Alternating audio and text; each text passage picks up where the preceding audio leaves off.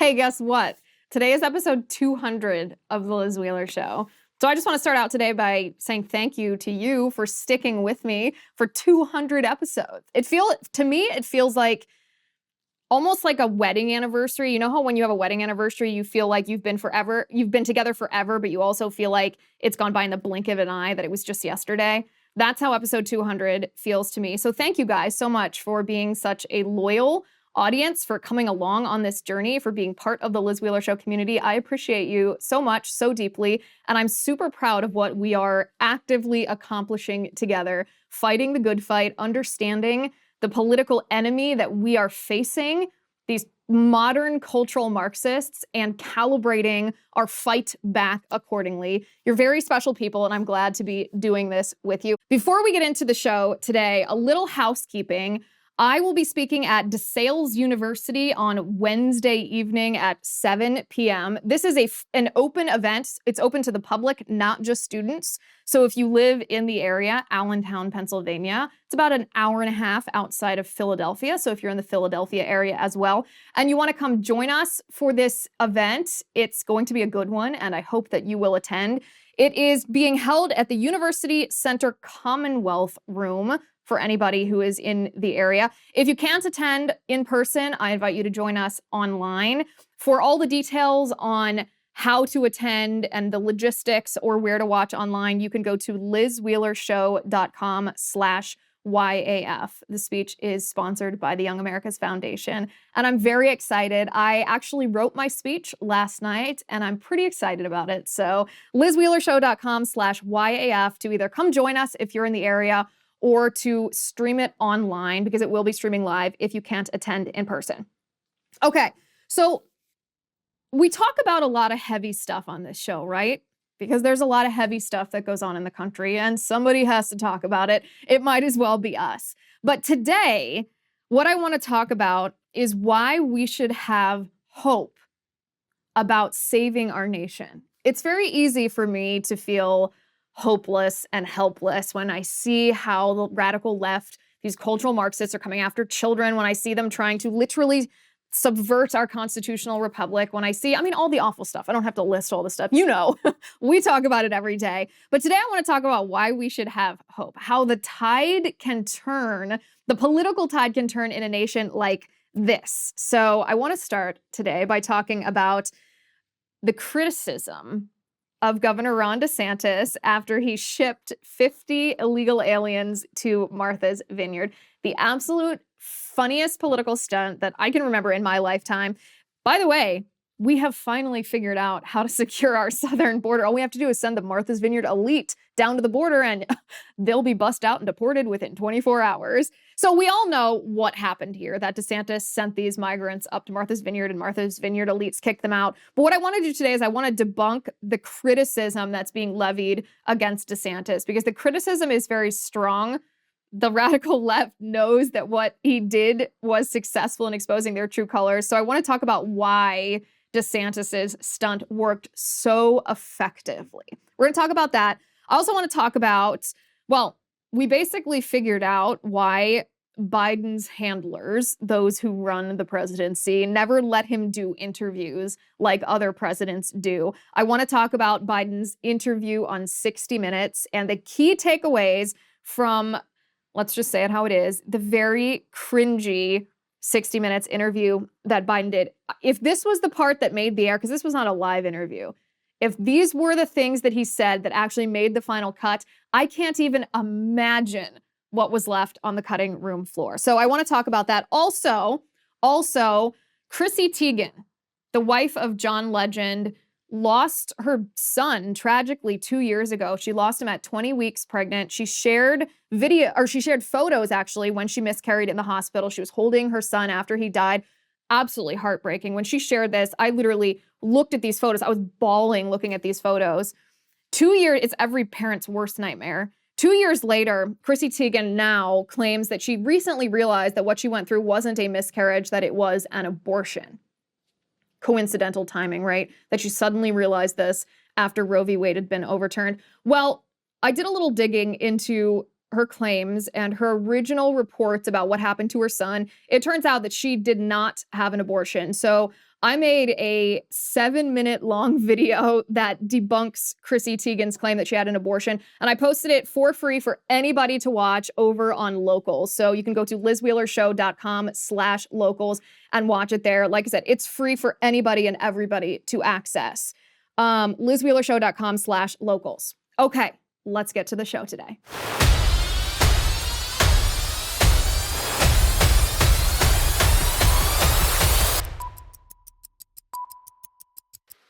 Thank goodness for American Hartford Gold. If you're like me, then you are growing more and more concerned about the future of our nation because inflation is at the highest level in 40 years, even if Biden thinks everything is fine. Interest rates are skyrocketing, and we feel this.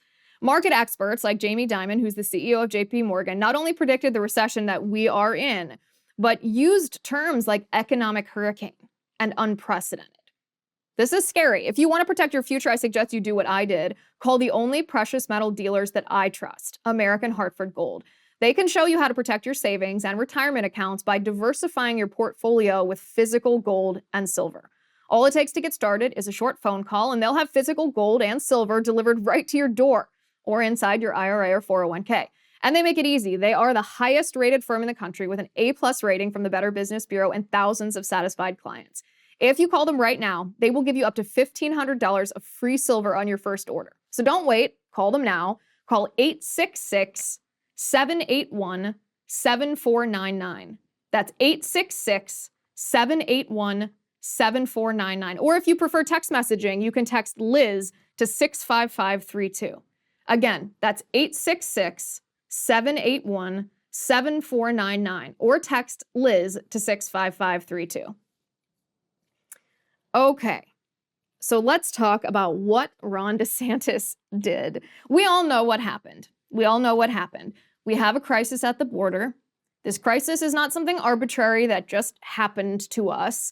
The crisis at the border is a result of deliberate political decisions made by perhaps Joe Biden, perhaps those who control Joe Biden, but regardless, made by the Biden administration. The Biden administration has refused to secure the border. They are against a border wall. They have hamstrung the Border Patrol and ICE. They do not care if illegal aliens cross our border. They do not care about the human trafficking. They do not care about the cartels.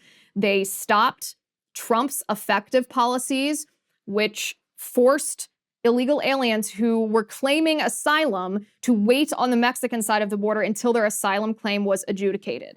The Biden administration has allowed catch and release, which means if an illegal alien brings a child, even a child who is not biologically related to him, across the border, that child and the illegal alien who brought that child gets let loose into the country, given a court date, and the vast majority of those given court dates do not show up to those court dates. They simply fade into the shadows of the United States. These, among other policies, including Joe Biden actually inviting illegal aliens to come to our nation, telling them we will not secure our border, you can come across our border. These have resulted in a border crisis the likes that we have never seen before in our country. We have thousands, tens of thousands of migrants crossing our border. This is an industry.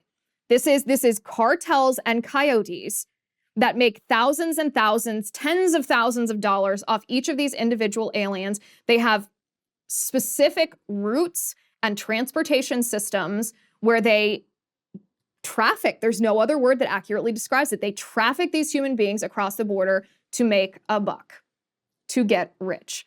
Joe Biden's administration has allowed this. Why have they allowed this? They've allowed this for ideological reasons. They don't want our nation to be a sovereign nation.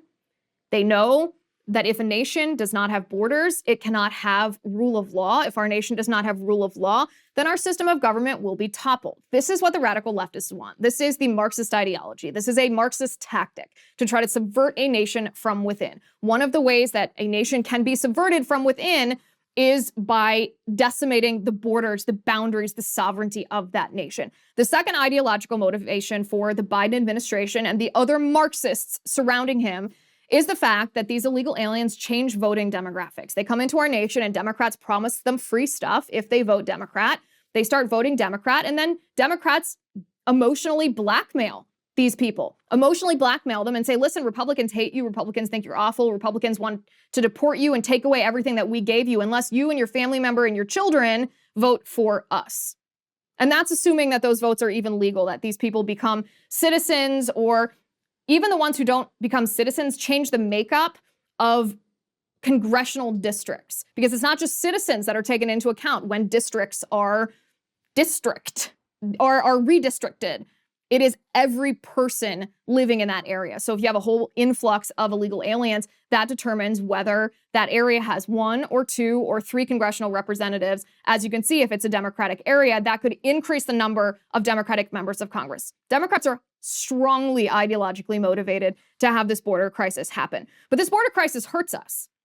It hurts our nation, it hurts us politically, and it hurts us physically. I don't have to show you the pictures and the videos or read you the stories of what happens in these border towns where U.S. citizens' property is decimated. If you run into a cartel member, your life can be threatened. There's crime, rampant crime committed by illegal aliens who are distributed all around our country, not to mention the harm that actually comes to the migrants themselves. The fact that they are assaulted, they are sexually assaulted, they are raped, they are murdered. Some of them die on this journey. Children die. It's one of the most horrendous humanitarian crises that has happened in the Western world in my lifetime. And so what does Ron DeSantis do? Ron DeSantis sits down. This is what I imagine. This is how I imagine his thought process works. He sits down and he says, listen, everything that's happening here is wrong. And the thing is, this is not actually a partisan issue. People on both sides of the aisle, Republicans and Democrats, think what's happening when they see the reality of it, think what's happening is awful. The problem is the mainstream media and big tech and the Democrats lie about it, and they try to obscure it, they try to censor it, they try to stifle it, they try to obfuscate what's actually happening. And so what does Ron DeSantis do? He takes 50 migrants and he says, well, let's send them to the elites. Let's send them to the liberals. Let's send them to the Democrats and see if the Democrats' words match their actions. If what the Democrats claim to feel and want to do with migrants, if they actually do it. He sends them to Martha's Vineyard. And this is where it gets a little bit funny. Within 24 hours, the folks who live in Martha's Vineyard, this is the whitest neighborhood in the country, by the way. It's majority liberal. These are the summer homes of extremely wealthy people. Like the Obamas, for example, have a house there. They called in the military and deported these migrants within 24 hours. They declared a humanitarian crisis when 50 migrants who weren't causing any trouble were brought to their little island. A humanitarian crisis. And I guess this is where it gets a little bit less funny, because 50 migrants who took a flight from Florida to Martha's Vineyard is a humanitarian crisis, but when 51 migrants were found dead in the back of a tractor-trailer truck, they died because it was too hot. They'd been abandoned. They were locked in this truck and there was no way out, and they all died. The left didn't care. The mainstream media was silent. But when 50 migrants are flown into Martha's Vineyard, that somehow is a humanitarian crisis. Or the Del Rio Bridge in Florida. Remember when 10,000 Haitian immigrants had to camp out for this just indefinitely under this bridge because they were trafficked? They were promised by the cartels and the coyotes that they would be brought into the United States. And then, of course, they couldn't come in. And they just had to live under this bridge. This wasn't a humanitarian crisis, according to the left. They ignored this. They didn't want you to pay attention to it. But when 50 migrants come to Martha's Vineyard, suddenly that's a humanitarian crisis. So this is the brilliance of what DeSantis did. He finally figured out exactly how to secure the southern border. All we have to do is take the elitists that live in Martha's Vineyard that own these mega million-dollar homes, and we have to send them down to the border. And once they're down there at the border, we have to put them in charge of what to do with the illegals who are crossing the border illegally. And then all of a sudden, all the migrants would be deported within 24 hours. This is the brilliance of what Ron DeSantis did. He actually solved the border crisis just by buying plane tickets for 50 migrants and sending them to Martha's Vineyard. You have to ask, why didn't we think of this before? To put these folks in Martha's Vineyard in charge of solving the border crisis. So what I want to do today is I want to talk about some of the accusations that the left is levying at DeSantis following this stunt. And by the way, I have no problem calling this a stunt. It certainly was a stunt. It was one of those brilliant political stunts that I've seen in a really long time. But the left claims that DeSantis, and Greg Abbott too of Texas, the governor there, who bust illegal aliens into other cities like Washington, D.C. and Chicago, the left claims that DeSantis and Abbott are engaging in human trafficking because they are sending these migrants to liberal-run cities and towns. But here's my question. When cartels and coyotes rape and assault and abuse migrants during real human trafficking, why is the left silent if they care about human trafficking? Well, the answer to that is grotesque. The answer to that is the left doesn't actually care about human trafficking in and of itself. They only care about their ideology, which requires us to have open borders and a real humanitarian crisis like the one that we're seeing at our southern border. So yeah, sure, this was a political stunt that I'm entirely in favor of. This is the kind of savage political stunt that Republicans should be spending time and effort into creating all the time. We're not in this gentleman's game of politics anymore where you debate politics like friends and colleagues, and then afterward, after this little gentlemanly argument, you go out and get a drink, a whiskey, and a cigar together. No. We're facing Marxists. You have to outsmart Marxists. You have to pull savage stunts like this to get them to show you their cards. And that's what DeSantis did. Because it did show the true colors of the left. This is a sign that's hanging on Martha's Vineyard. I want to read this because you can't make this up. This is the island of Martha's Vineyard. It reads, "We respect women." By the way, for those listening, it's a lot like those yard signs, the black yard signs with the block letters. It says, "We respect women. We value Black lives. We stand with our LGBTQ community members. We stand with immigrants, with refugees, with indigenous peoples, and with people of all faiths. We stand with our community."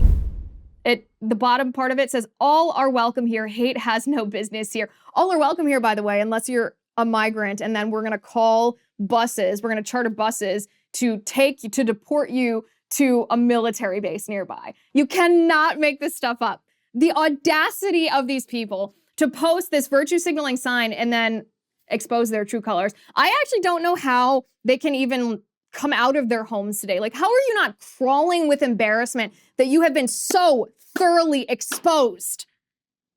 You're done. Like, what could you possibly say as an excuse? How can you justify your behavior? You're a liar. You're a fraud. You are pathetic human beings. You put yourself on this pedestal, praising yourself, patting yourself on the back. We're welcoming. We stand with migrants. We stand with immigrants. We are community. No hate here. All are welcome. Unless you happen to be 50 brown people that DeSantis said. And then the faster we can get you off our island, the better. There is no earthly justification that could possibly make their actions not so contradictory that they should be humiliated. They should be so humiliated that they stay in their homes for the rest of the year. Oh wait, their homes are empty because it's the summer. Their homes have space for these migrants. They claimed they didn't have resources for the migrants. Give me a break. Like you do any of your own things anyway. You have no idea what the resources on your island are. You have staff that take care of everything for you. Your homes are empty all year round. The only thing, by the way, I did think this at the time, the only thing that could have counteracted this stunt of DeSantis's would have been if Obama had opened his summer home and all 50 migrants had stayed there. That would have taken the victory away from DeSantis. But it would have required Obama to actually care about the migrants. And, he doesn't. He doesn't at all. The other part of this is when the left says that this is a stunt, this is human trafficking, Joe Biden literally did the same thing, but worse. Joe Biden flew middle of the night flights full of migrants, 70 flights in the middle of the night so that the media wouldn't notice. Is this human trafficking, guys? I'm asking the left here. If what DeSantis did, buying plane tickets and flying 50 migrants to Martha's Vineyard, is human trafficking, then when Biden bought plane tickets for 70 plane loads worth of tickets for migrants and sent them to Florida, is that human trafficking? Please, if it's not, I'm really, really, really interested in the difference. What distinguishes DeSantis's human trafficking from Biden's not human trafficking? Give me all the details. I want to hear your full answer. They, of course, can't do this. The other accusations levied against DeSantis are that this is unchristian, this is inhumane, this is using humans as pawns. I don't know what would be unchristian about it. Like, what is the basis for this allegation? The way that the woke left likes to try to leverage religion against religious people in pursuit of an anti-Christian agenda is they like to isolate one or two Bible verses that say, welcome the traveler. And they like to pretend that that one Bible verse without any context means that we have to capitulate to radical leftist immigration policies, which is illegal immigration out the wazoo, open borders, humanitarian crisis. That's not at all what the Bible means. That's not at all what the Bible says. They even know this. It's pathetic. What's unchristian, what behavior is unchristian, is treating people like they are just political pawns. And what I mean by that is not DeSantis sending them to Martha's Vineyard. I mean, where else could they find better opportunity than Martha's Vineyard? He can't control what the elites at Martha's Vineyard does. No. Using humans as political pawns is what's happening at the southern border. The Biden administration and the radical left are willing for little children to die on the journey from South America, trafficked by the cartels to the southern border. They're willing for women to be sexually assaulted and raped. They're willing for grotesque violence to happen to people just to pursue their own political agenda. That's using humans as political pawns. That's evil. That's inhumane. That's unchristian. Not what DeSantis did. But this is what the radical left does, is they try to twist our values against us. We are not the party of the inhumane. We are not the party that brutally butchers unborn children in the womb. We are the party of pro-life. We are the party of individual charity. We are the party of prosperity. We are the party that actually tries to help lower income and middle class people reach their full potential and have the opportunity to climb up the rung of economic prosperity. The radical left wants to subjugate everyone under socialism. So don't even start with, oh, what DeSantis did was unchristian and inhumane, using humans as pawns. I don't think so. The New York Times wrote a piece that is one of the funniest pieces that they ever published. I wonder sometimes what a reader of the New York Times who takes what the New York Times says seriously, what this reader actually looks like. Like, who sits there reading, and I assume it's not the newspaper because nobody uses newspapers anymore, but who sits there and scrolls on their phone and reads these New York Times opinion pieces and thinks, oh, that's right, that's correct, that's really smart. Like, I can't fathom what that kind of reader would look like. Maybe it's AOC. I don't know. But I want to read a little bit of this piece because it is the funniest darn thing that I have read in a long time. But first, I want to talk to you quickly about Incogni. So two things that are really important to me online are safety and privacy. That's why I like Incogni. Thousands of companies are collecting, aggregating, and trading your personal data without you knowing anything about it. Maybe you subscribed for a free newsletter, and shortly after you started receiving lots of spam from unknown senders. Maybe you searched for medical information online and then started seeing ads all over your screen about it from places you never visited. It's super creepy. The good news is you have a right to request data brokers to delete what information they have about you in order to protect your privacy. The bad news is it would take you years to do this manually.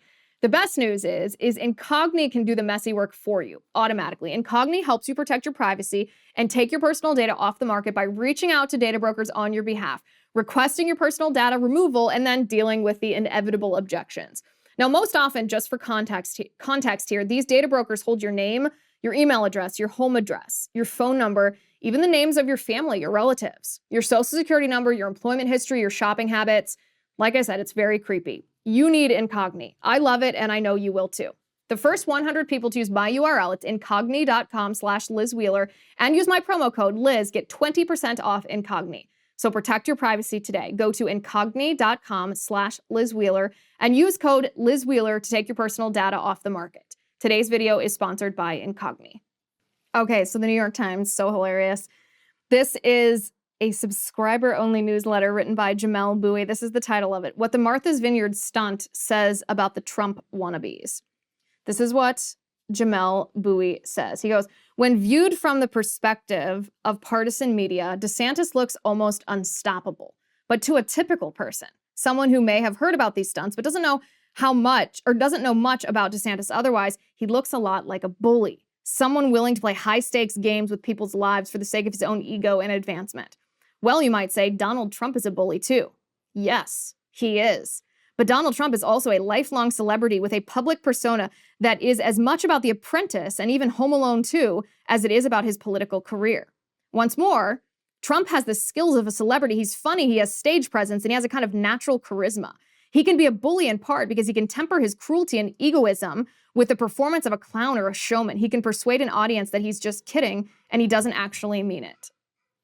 Okay, so this is what happens when you engage in such hyperbole, when you say Trump is literally Hitler, Trump is evil incarnate, when you have gone to the fullest extent of extreme when describing your political enemy, then when someone else comes along that you don't like, what are you supposed to compare them to? Well, you're gonna have to dial down your hyperbole. You're gonna have to make Trump sound a little less bad than you've made him sound for the last 6 years. So funny to see this from the New York Times because they have been as guilty as anyone. I mean, the New York Times editorial board suggested that Trump should be indicted by Biden's Department of Justice, by Attorney General Merrick Garland. For what? Because they don't like him. He's literally Hitler. These mainstream media like to paint Trump as. But compared to DeSantis, he's just a showman. Trump's just a clown. Okay, guys. They go on to say, Ron DeSantis cannot. He may be a more competent Trump in terms of his ability to use the levers of state to amass power, but he's also meaner and more rigid, without the soft edges and eccentricity of the actual Donald Trump. I wish that I was the editor on this piece. If I was the editor on this piece, I would have highlighted this phrase, without the soft edges, and I would have been like, what soft edges? Give me an example of what you're talking about, because every time you've ever written about Donald Trump, you act like he's constantly knifing people in the back, and now you tell me that he has soft edges. I never knew that the left thought that Donald Trump was funny. They go on to say, this doesn't mean that DeSantis cannot win the Republican presidential nomination or even the presidency. Of course he can. What I think it means, however, is that his Trump 2.0 act might fail to reach the marginal voters who liked Donald Trump for his persona and performance more than for his positions or policies. It means that on a national stage, DeSantis might flop like one of his stunts. Two things. First of all, DeSantis has actually proven, before DeSantis was famous, DeSantis proved that his policies alone do reach across the aisle. The reason DeSantis won the gubernatorial race in Florida was because of school choice. It was because 30,000 Democrats, Black women who are moms, who are registered Democrats, switched their vote from Democrat to Republican to vote for DeSantis because he promised them school choice. And the Democrat, Andrew Gillum, who was running against DeSantis, said that charter schools were a siphon on the public school system. So DeSantis has already proved that his policies appeal to people across the aisle. So the New York Times, it might do, well, that's not even history. That literally just happened a couple years ago. Come on. They just don't like DeSantis, of course. The other part of this, DeSantis might flop like one of his stunts. Everyone knows that this stunt, this Martha's Vineyard stunt, was a wild success. If you even try to deny that, you just look stupid. It was a wild success, and this is exactly why it worked. For anybody that's looking to repeat this kind of stunt, for anybody that's looking to try to apply this same framework to another issue, this is exactly why it worked. It started with an issue that everyone cares about, something that isn't inherently ideologically right or left to voters. Remember, the border and open borders versus secure borders is ideological at the elected level. So at Congress, it's an ideological issue, but to voters, border security isn't necessarily an ideological issue. That's why under the Obama administration, when Biden was vice president, they built a wall at the southern border. It's why Barack Obama criticized illegal immigration, because it used to be a bipartisan agreement, because it's just common sense. It's not ideological unless, of course, you are a Marxist. So it started with an issue that everyone cares about, the border crisis. Everyone knows the border crisis is dangerous. The policies from the Biden administration have exacerbated it and made it worse. It's completely insane to behave like this, and it's intentional. If Biden wanted to solve the border crisis, he could. So it took an issue that didn't have an ideological base and an issue that the left repeatedly lies to us about, even though we have the photos and the videos and the numbers from official government reports that show that the left is lying to us. They tell us, Karine Jean-Pierre tells us that people aren't, and Kamala Harris tells us that people aren't walking across the border, that the border is secure, that there's no crisis. But we can see the videos for ourselves. We can see the photos of the 10,000 Haitian migrants that were living under the bridge in Del Rio, Texas. We can see that horrendous photo of the 51 migrants who died in the back of that tractor trailer truck when they were abandoned by the cartels.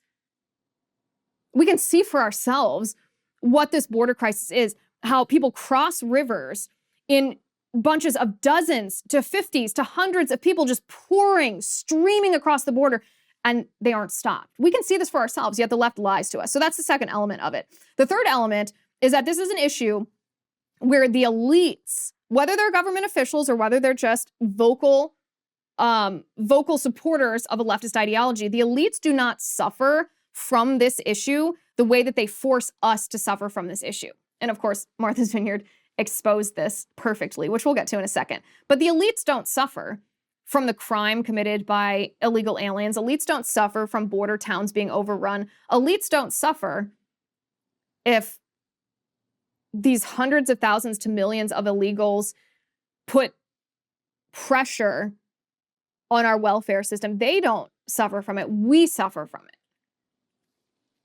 The one agreement that Democrat voters and Republican voters have about politicians in general is all of us, regardless of our differences of opinion on a whole host of issues, we all hate politicians who are hypocrites.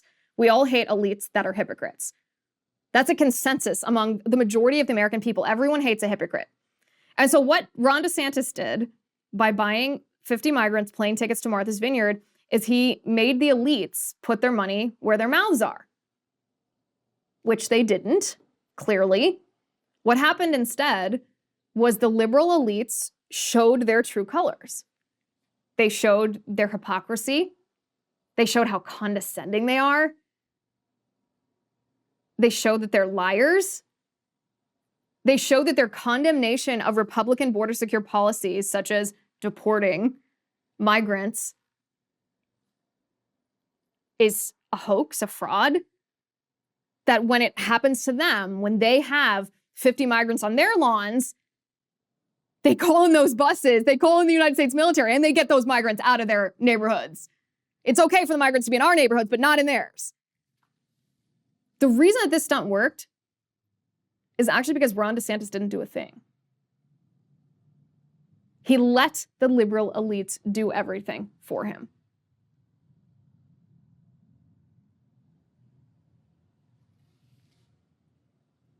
They showed their true colors,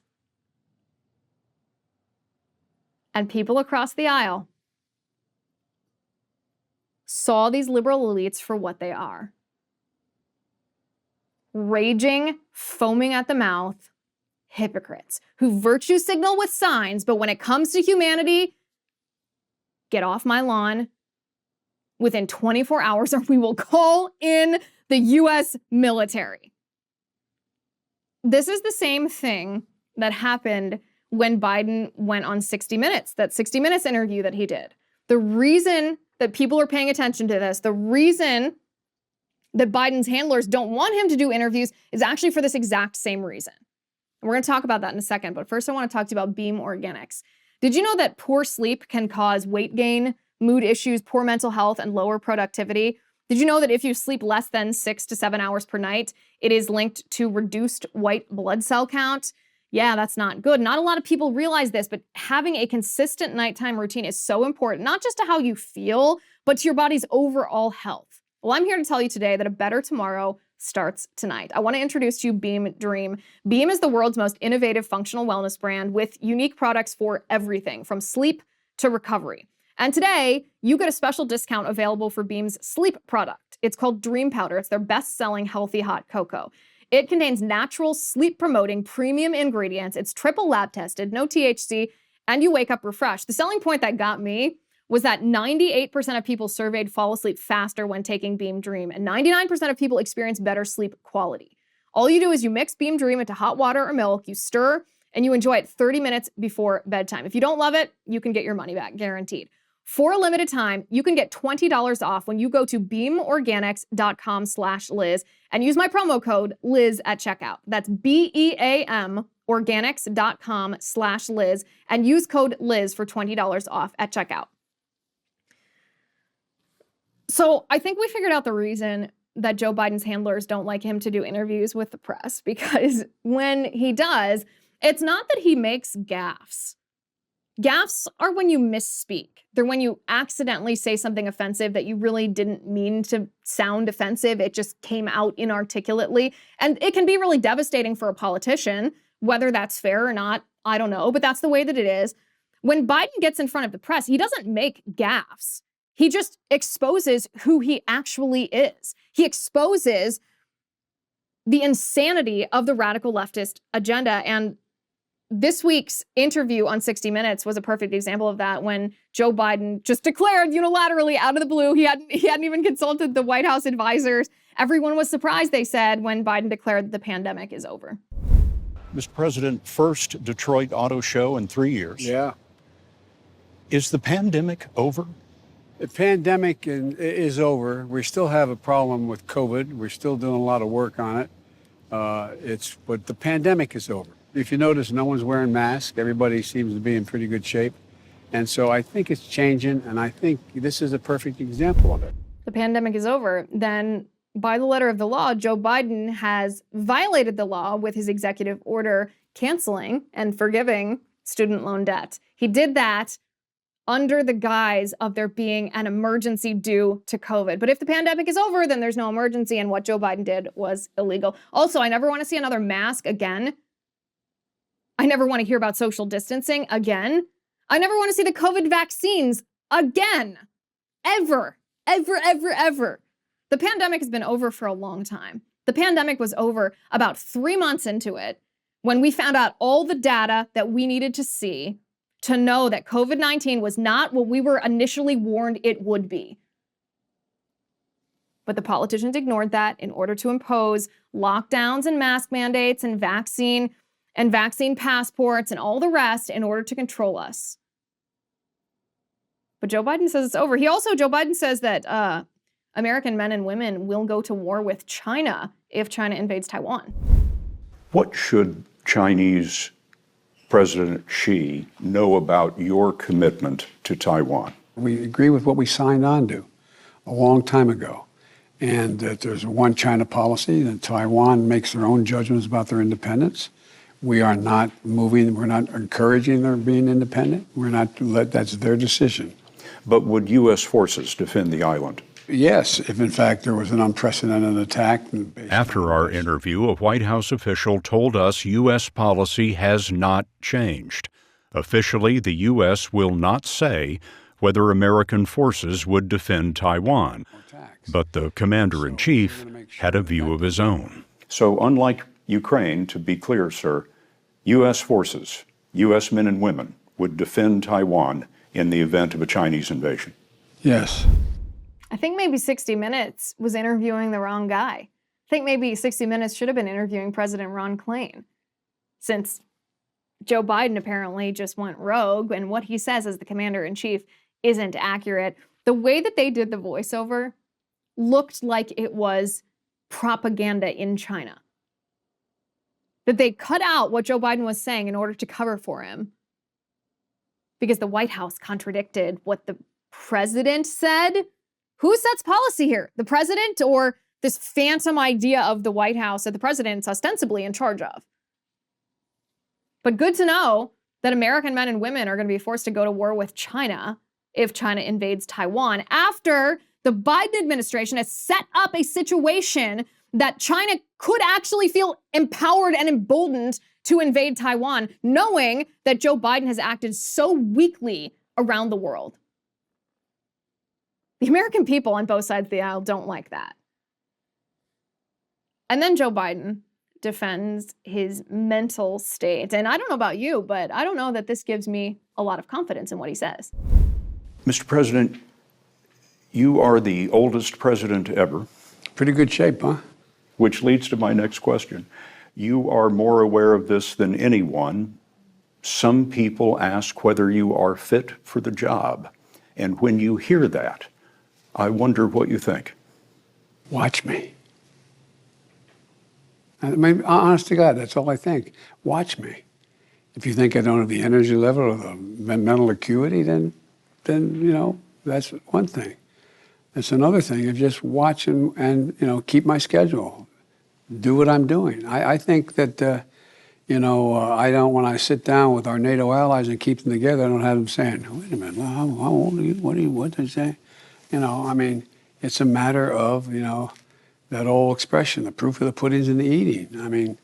I respect the fact that people would say, you're old. But I think it relates to how much energy you have and whether or not the job you're doing is one consistent with what any person of any age would be able to do. How would you say your mental focus is? Oh, it's focused. I have trouble even saying to myself my own head the number of years. I no more think of myself as being as old as I am than fly. It's just not, I haven't observed anything in terms of, there's not things I don't do now that I did before, whether it's physical or mental or anything else. Watch me, he says. I don't know about you, but I feel a lot more confident in his mental state after hearing about eating pudding, after flying with him, after, the stuttering and the sentences that just trailed off. In my mind, he passed the mental competence test for sure. Yeah, absolutely. And, the fact that his face doesn't budge, it's frozen with Botox, that also adds to it. Yeah, that adds to it a lot. He talks about Hunter Biden. And if this doesn't show you can decide whether this is his mental acuity or his inherent foundational corruption. He talks about Hunter Biden. If you run again, Republicans are most likely to go after your son, Hunter, once again. And I wonder what you would like to say about your son and whether any of his troubles have caused conflicts for you or for the United States. I love my son, number one. He fought an addiction problem. He overcame it. He wrote about it. And no, there's not a single thing that I've observed at all that would affect me or the United States relative to my son, Hunter. Okay, big guy.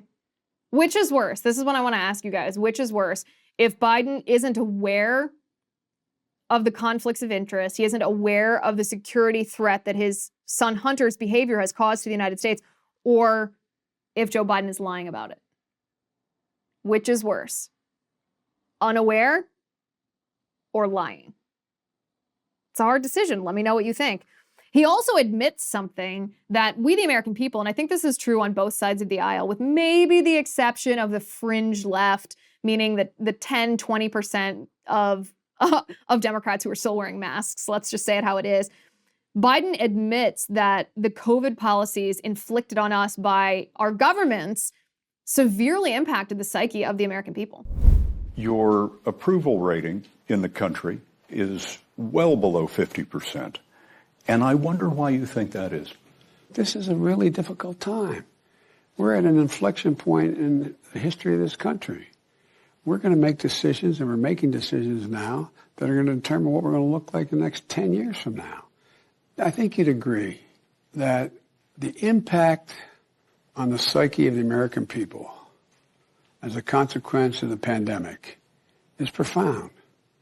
Think of how that has changed everything. People's attitudes about themselves, their families, about the state of the nation, about the state of their communities. And so there's a lot of uncertainty out there, a great deal of uncertainty. I think he accidentally stated the truth. He accidentally stated the truth in the sense that the COVID lockdowns, the mask mandates, which are dehumanizing, the harm that the vaccine caused to people that nobody, the mainstream media, big pharma, the government won't admit, even though we all know that it's true. this did impact the American psyche. We have a mental health crisis that's due to these government-imposed mandates and lockdowns. Now, what this has to do with Biden's approval rating, I'm not exactly sure, unless people's eyes, I hope, are opened to the fact that Biden did these things, his administration did these things deliberately. The Democratic Party in states across the country did these things to people deliberately for what? Well, Biden accidentally identified the truth there too. He said, we are doing things now that will shape our country, what we're going to be like and what we're going to be as a country decades in the future. That's true. If we allow the Marxist effort to subvert our country to be effective, to be successful, then we won't be the country that we are now in the future. I hope this would be a little more positive thinking than is typical for me, but I hope that Biden understands that people don't want that. That's why his approval rating is low. But the real reason his approval rating is low is because his policies, especially as it pertains to green energy and climate change and ESG, which has permeated everything that the Biden administration is doing, has caused incredible inflation, and that hurts us. Mr. President, as you know, last Tuesday, the annual inflation rate came in at 8.3%. The stock market nosedived. People are shocked by their grocery bills. What can you do better and faster? Well, first of all, let's put this in perspective. Inflation rate month to month was just an inch. Hardly at all. You're not arguing that 8.3 is good news. No, I'm not saying it's good news, but it was 8.2 or 8.2 before. I mean, it's not, I can make it sound like all of a sudden, my God, it went to 8.2%. It's the highest inflation rate, Mr. President, in 40 years. I got that, but guess what we are? We're in a position where for the last several months, it hasn't spiked. It has just barely, it's been basically even. And in the meantime, we created all these jobs, and prices have gone up, but they've come down for energy. The fact is that we've created 10 million new jobs. Since we came to office. We're in a situation where the unemployment rate is about 3.7%, one of the lowest in history. We're in a situation where manufacturing is coming back to the United States in a big way. So basically what Biden's saying is, yes, I punched you and you're complaining about it hurting, but it could be hurting worse if I punched you again. And I'm not punching you as quickly the second time. I'm going to give you a minute to recover before I punch you again. So don't whine about the first punch. Groceries are up 13%. That's significant inflation. This is why Biden's approval rating is low. Because people understand that when you spend the way that Biden is spending, using COVID-19, which Biden now says the pandemic is over, so he can't use that as an excuse anymore. When you use COVID-19 to instill fear in people's hearts in order to justify pushing through radical leftist agenda items that you wanted before COVID, but people wouldn't have accepted until you conditioned them with the fear that they have to accept this, otherwise the COVID pandemic will kill them and their loved ones and everyone around the world. When you spend like that, it devalues the dollar, which increases inflation. And if you don't stop, then it doesn't fix it. This is what Biden is doing. And see, this is why at the beginning, I know that this is not poly-positive, cheery, as I promised you at the beginning. I said, listen, we're going to talk about why there's reason to hope. But all of this actually is reason to hope because it shows us that the script can flip like this. We were literally told last week that Republicans dropped the ball over the summer. We had this opportunity to have this red wave in the midterm, and then it was just this dud summer for Republicans. They didn't take advantage of it. They didn't capitalize on it. And we were told, who knows, maybe we'll win back the Senate, maybe we won't. Who even knows what's going to happen in the House of Representatives? And then DeSantis sends the migrants to Martha's Vineyard. Biden has this 60 Minutes interview, and just like that, the script has been completely flipped. Democrats are on defense, as they should be. Keep the pressure on your congressional members and candidates who want your vote for Congress this fall. Keep the pressure on your state legislatures, on the governors of your states. Keep the pressure on media members. These people, for better or for worse, the media and elected officials are your fighters. And what we need from our fighters right now is the kind of savage stunt that forces the left to show their true colors. If that happens, it always works in Republicans' favor, because what the left stands for, what the left pushes for, the policies and legislative efforts the left pursues are unpopular with the American people on both sides of the aisle. Once the American people feel the effects of the policies, not just listening to the talking points and the empty promises. So when the left's true colors are exposed, make sure everyone sees it, and you will feel hope. You will feel excitement. You will feel energized for the future, because you know that all the hope is not lost and the American people still have that fighting spirit. Okay, over on the Liz Wheeler Show community on Locals, we're going to watch a video together. The premise of this video is that thin people are not allowed to talk because fat people are marginalized. I did not make this up. This is the premise of the video that we are going to watch, and then we're going to respond to that video. Join us at lizwheelershow.com/locals. If you use my promo code ACCESS, then you can watch for free for the first month of your annual subscription. That is lizwheelershow.com/locals, promo code ACCESS. Thank you for watching today. Thank you for listening. I'm Liz Wheeler. This is The Liz Wheeler Show.